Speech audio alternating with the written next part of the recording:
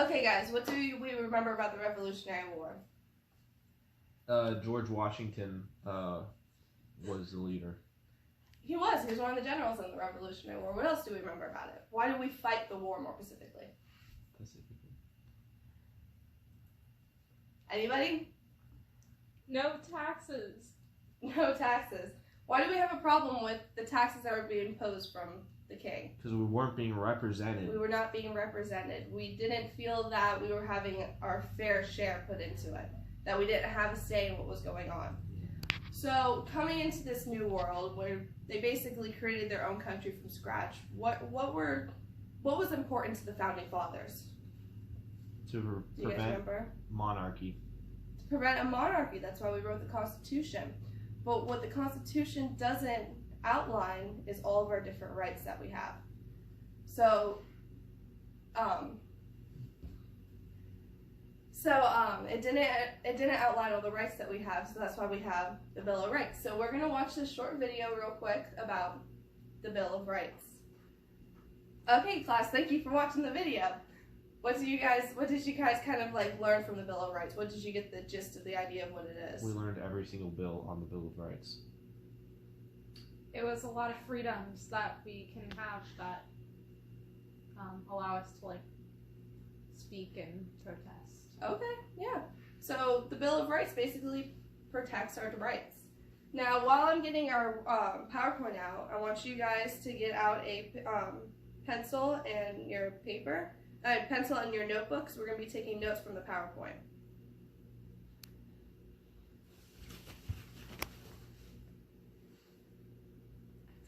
One moment, please.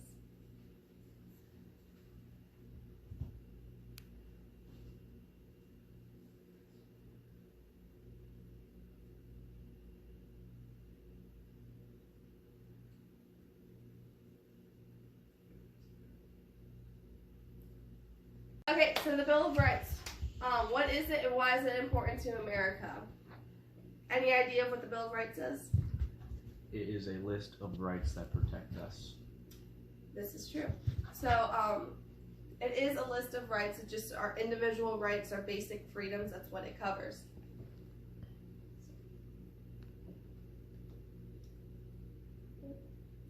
Okay, so what are your rights? Everyone has them. You can't see them, you can't use but you can use them all the time.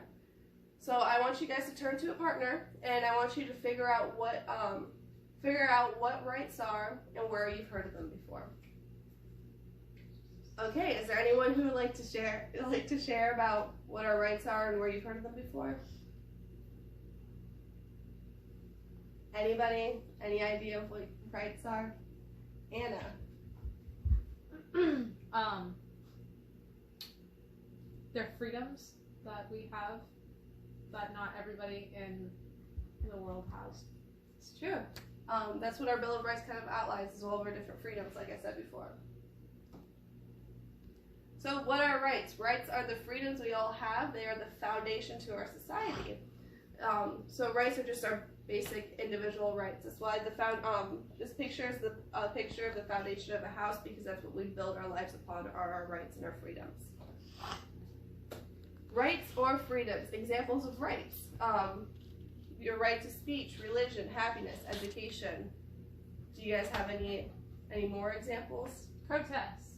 Right to protest. Yeah, that's included in the Bill of Rights. All right, Bill of Rights facts. The first 10 amendments to the Constitution, that's our Bill of Rights. Amendments are changes to an official document. A list of some of your rights. They're basically a list of some of the rights that Americans had. The Bill of Rights was added in 1791, and they were written by James Madison, our 4th president. So I want you guys to write down that the first 10 amendments to the United States Constitution, that is your Bill of Rights.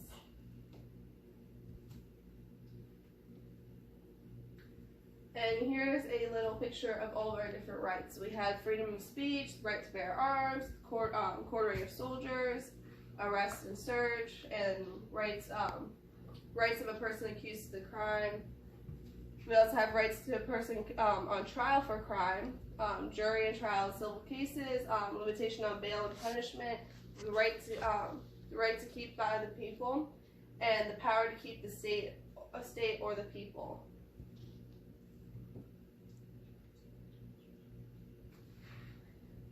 I appreciate no talking, guys. So why write the Bill of Rights? There must be a reason why James Madison wanted to add the Bill of Rights to the Constitution. What do we know about the American colonies that might give us a clue why we would want the Bill of Rights? So why did we want to leave? Just like we were saying earlier, why did we want to leave England? To escape a monarchy. To escape the monarchy. What didn't the monarchy have that we wanted? Representation. Not necessarily representation, but what did we fight to get away from? What did we want? Freedom. Personal freedom. Our freedom. So the monarchy didn't guarantee our personal freedoms. So what do you remember about the colonies? So we had 13 original colonies just up the coast. The quick facts about the colonies. Owned by the United Kingdom, King George III treated the colonists poorly, did not give them their rights like we were just discussing. Heavy taxes, salary. And then, so why we had the Bill of Rights? To guarantee our rights, to prevent the new American government from taking away your rights like the freedom of speech. So basically, the Bill of Rights protect us from the monarchy we just escaped. It's the same thing. So we're going to walk and talk. So after I explain this, what you guys are going to do is you're going to get up, you're going to walk around the room, and you're going to speak with at least 3 other people. And you're going to start by saying, "Hi, I'm Ms. Z, and the Bill of Rights is," and then you'll go on to explain what you understand the Bill of Rights to be. When you're done, you'll say, "I like your answer," repeat it back to the person, "Thank you for sharing," and then you find a new partner, and then come back to your seat when you're finished, okay? Alright, now that you guys are all done with your sharing, what were some examples of what you think the Bill of Rights are? What are some things that you heard, maybe something that you said yourself? Anybody? I like how Chase listed all of the rights, the freedoms. Okay, so Chase listed all the freedoms. Anything else? Anna said that it protects our speech. Yeah, the Bill of Rights does protect our speech. You're right. Nice job, Anna. Okay. Conclusion. What can you tell me about the Bill of Rights and why is it important in your life today? It's a list of all of our personal freedoms that we are guaranteed under the Constitution in the Bill of Rights. And we might not be able to see them, but we practice them every day. Perfect answer, Chase. So just like what he said, Bill of Rights, you can't see them, you have them every day. It's important because it protects our individual freedoms. Alright guys, so what we're going to do is we're going to analyze the first 5 amendments. Just one moment, please. I have to pull it up.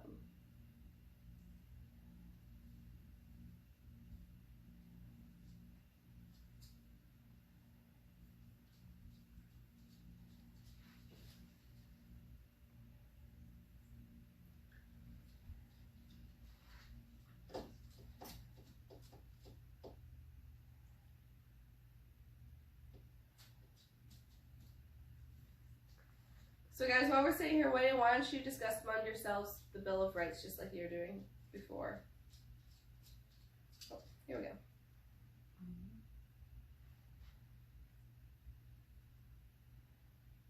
Alright, the first 5 amendments, we kind of briefly discussed it, but here they are. So the freedom of religion, freedom of speech, freedom of the press, and freedom of assembly, and freedom to petition the government. So guys, I want you to write that down in your notebook because it's important to know those.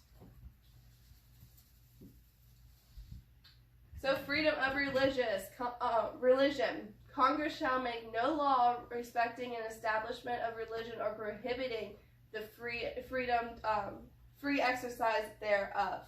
So what does that mean to you guys? We can follow whatever religion we want. Exactly. So the government has no say in what your religion is, how you practice to an extent. So that's basically what that means. So 2 clauses, the Establishment Clause and the Free Exercise Clause are both included in that.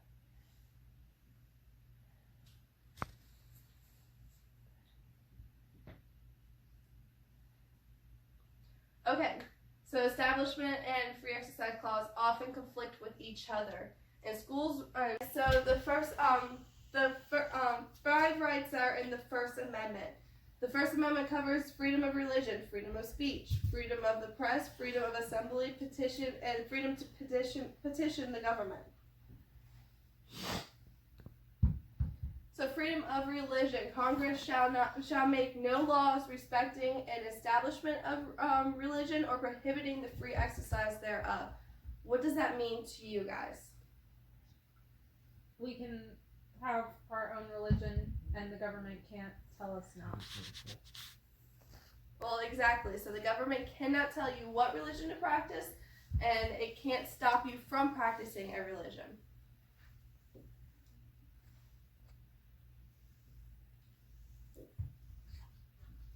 So we're just going to skip through this slide real quick.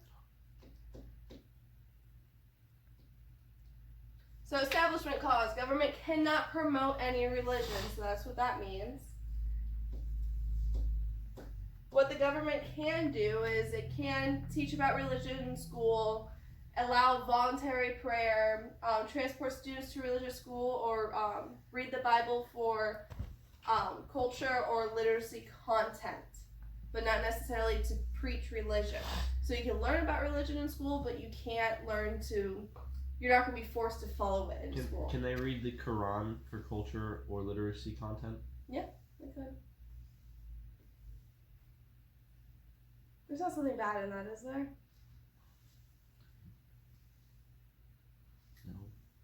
No. And teachers cannot teach creatism either.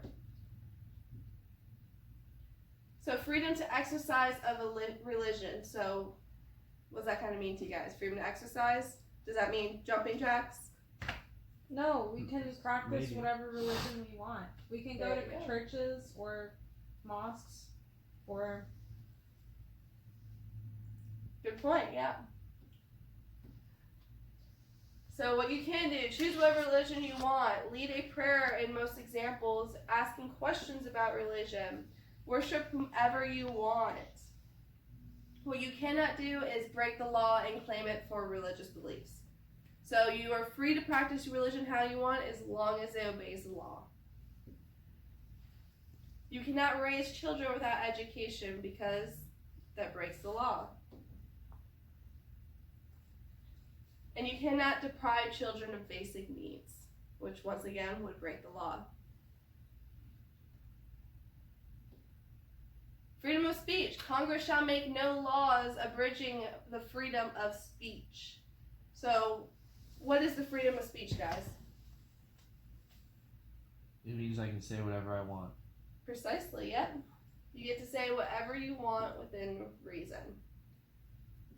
So you say any political belief, you can protest without it getting out of control, of course. Say things about someone that are true. You can burn the flag in protest. You can say racist or hate slogans as well. Free speech means someone might say something you disagree with, and that's okay because it's within their rights to say that. But there are limits. You cannot threaten to blow up airplanes, school, or the president. Sexual harassment is also a limit. You cannot create too much social chaos with the words that you are using. Extremely crude language in a public place is not protected under your rights. Disrespectful, vulgar language in schools is also not protected. Why do you think that wouldn't be protected in schools? So teachers can punish bad kids. To an extent, yeah. Because it's in schools, you don't necessarily have the same rights that you do in your everyday because you're in a public education. There are limitations to your rights. Hate crimes are also not protected under your freedom, free speech.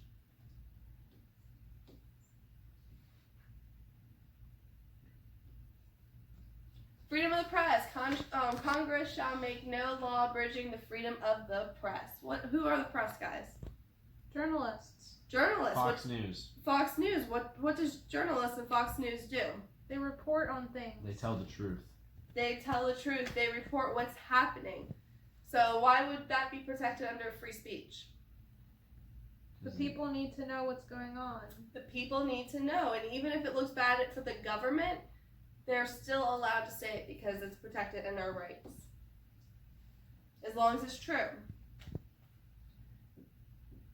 Freedom of the press. You can print any political position. Doesn't have to be the political position of the government. Make fun of people, especially politicians. Expose wrongs by the government. Say things that you might not agree with. What you cannot do is libels, which is intentionally injuring a person's reputation by false facts. So, what would you guys consider that to be? A rumor. A rumor. So, untrue rumors are not protected. So, the press is allowed to say whatever they want as long as it's true. You also cannot disclose defense security secrets. And you can also not give out the details of how to make certain weapons. Why might those be included? That they don't want the press to put out there. So that other countries can't use it against us. Exactly. So we want to protect ourselves and our interests. So this is how our country defends us. So we don't want to give that away, give all of our secrets away.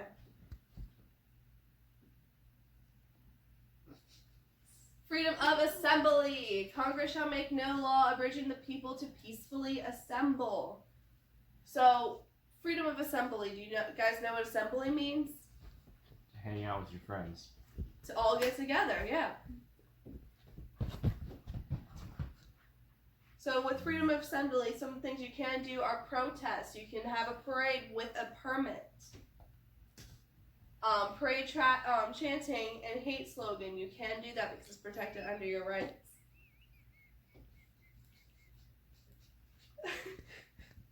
What you cannot do is protest by throwing rocks and breaking windows. You cannot hang out on private land against the owners. That's considered loitering. So basically what you can protest as long as it's legal. So you can't break things, you can't injure people, you can't go on private property, you can't trespass. But as long as you're legal, you're good. And you also cannot violate a teen curfew. So do you guys know what your curfew is? I don't have a curfew. Well, if you're under the age of 18, you're not allowed to be out past 11 o'clock. So you cannot protest past 11 o'clock. I know, that's crazy, isn't it?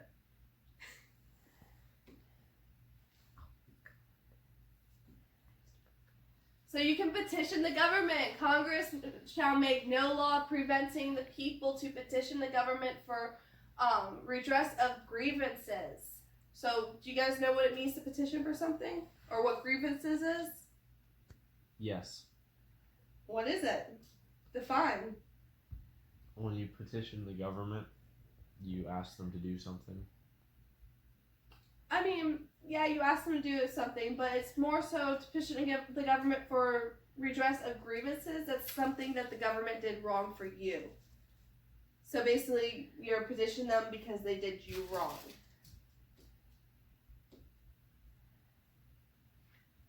So you may sue the government for wrongdoings. You cannot be punished for exposing the wrongs by the government. Yes, Anna? So the Indians, they could sue the government because the government wronged them. They could, yes, and many Indians have sued the government for wronging them and take their land, and that's why they're preserves, like the one out in, I believe it's Okeechobee, the Indian preserve. That land has been given to them by the government because of this. Good question, Anna.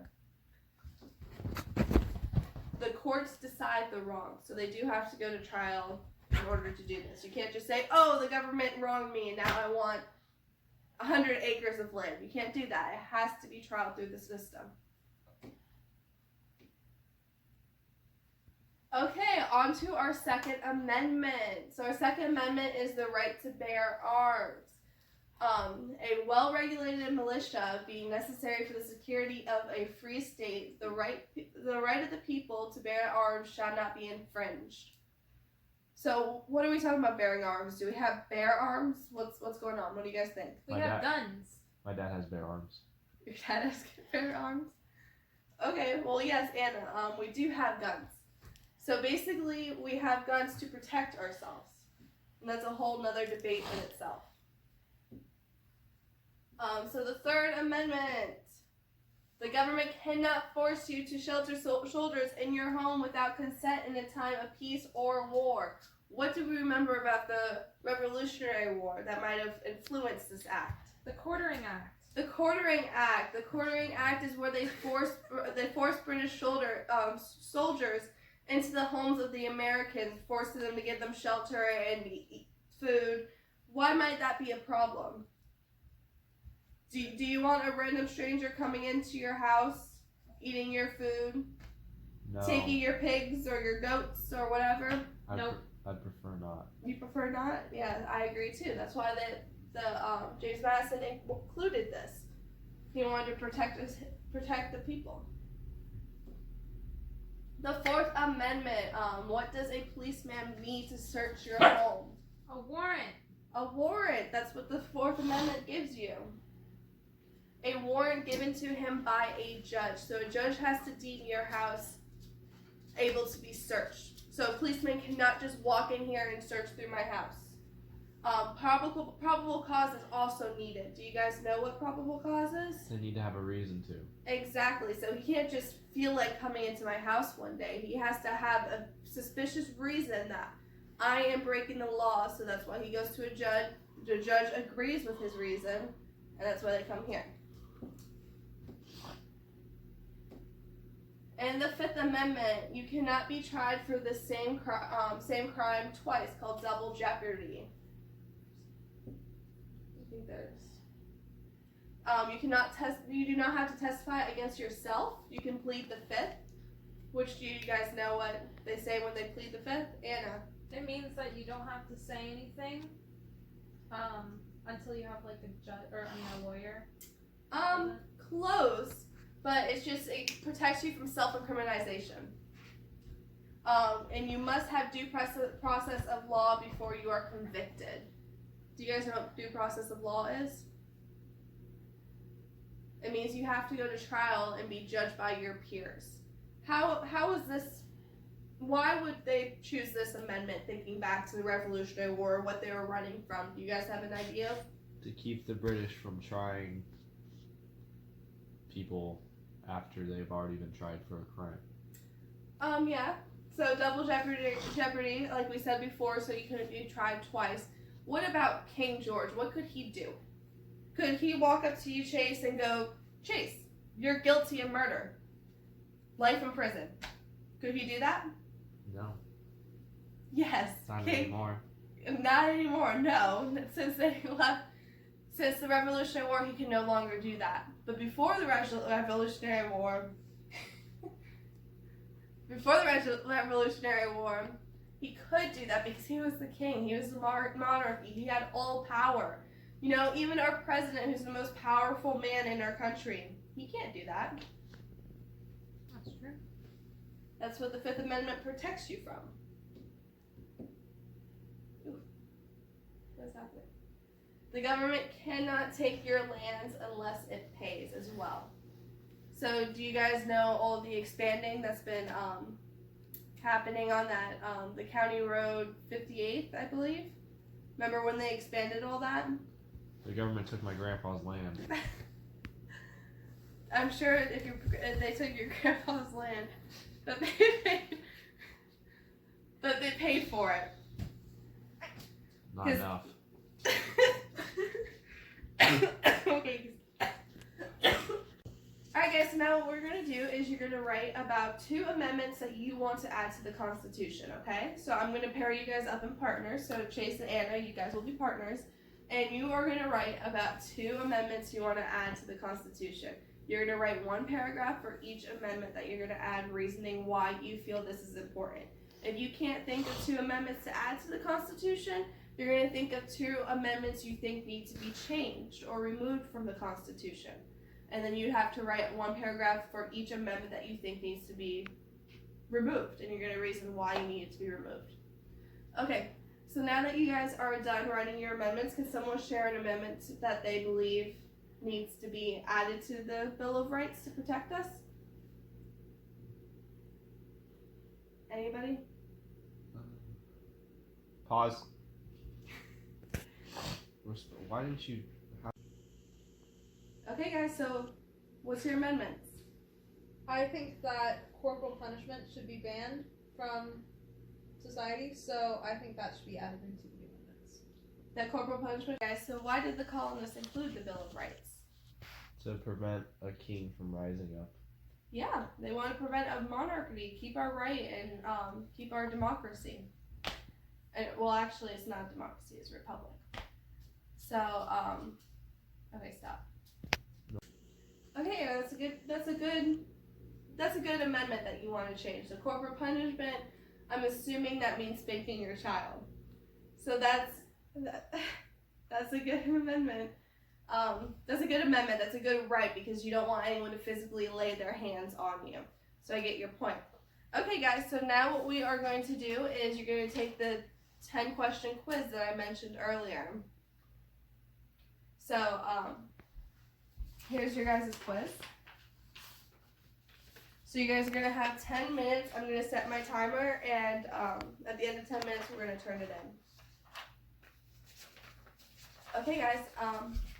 Thank you for finishing your quizzes. I will take that now. So what can you guys tell me about the Bill of Rights? What are the Bill of Rights? What did we learn today? There are rights that cannot be taken away from us. Exactly. There are individual freedoms that cannot be taken away from us. Okay, class. Great job today. Thank you everyone for working with me. Okay. You stop.